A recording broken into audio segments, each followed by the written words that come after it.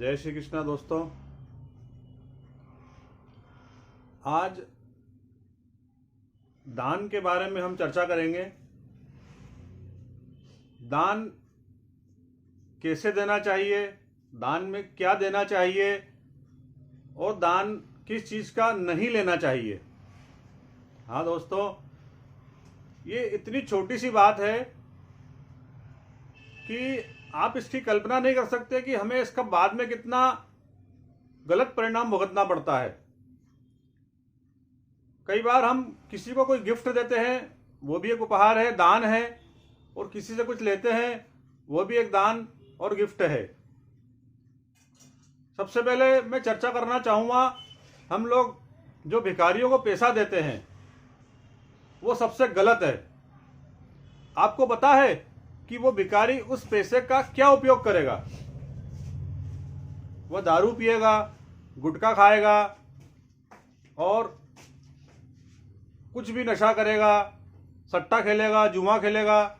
उस पैसे का वो कभी भी सदुपयोग नहीं करेगा। अगर आपको किसी को देना है तो आप अगर उसको 2 रुपये दे रहे हैं, 5 रुपये दे रहे हैं, उसे आप 10 रुपये का एक समोसा दे दें, एक बिस्किट का पैकेट दे दें। लेकिन मेरा आप सभी से निवेदन है, हाथ जोड़कर निवेदन है, कभी किसी को नगद पैसे का दान न दें, खासकर भिखारियों को।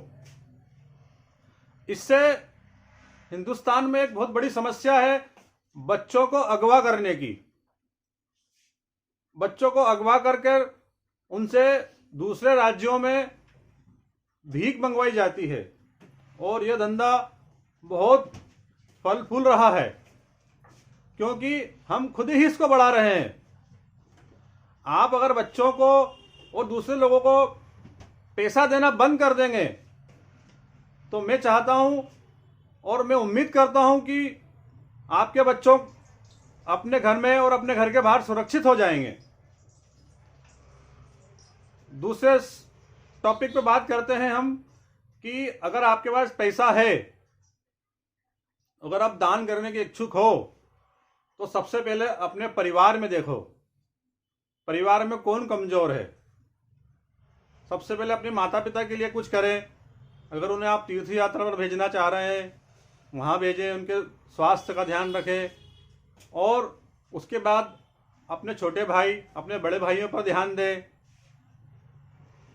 तीसरी बात, उनके बच्चे अगर पढ़ने में अच्छे हैं और अगर वो कोई फीस नहीं भर पा रहे हैं तो उन्हें उस चीज़ में मदद करें। लेकिन एक बात और महत्वपूर्ण कहना चाहूँगा मैं आपको, दान दे तो ऐसा दें कि सामने वाले को भी खबर नहीं पड़े कि मैंने आपके लिए दान दिया है। इससे आपके अंदर अहंकार का भाव नहीं आएगा और आपकी जो एंट्री है वो ऊपर वाले तक अपने आप पहुंच जाएगी, क्योंकि उससे कुछ छुपा नहीं है। जमाने को बताने से वो दान दान नहीं कहलाता, वो दिखावा कहलाता है। अपने भाई, अपने बड़े भाई, छोटे भाई की मदद करें, अपने भतीजों की मदद करें। उसके बाद अपने रिश्तेदारों को देखें कौन कमजोर है और उसे किस चीज़ की कमी है।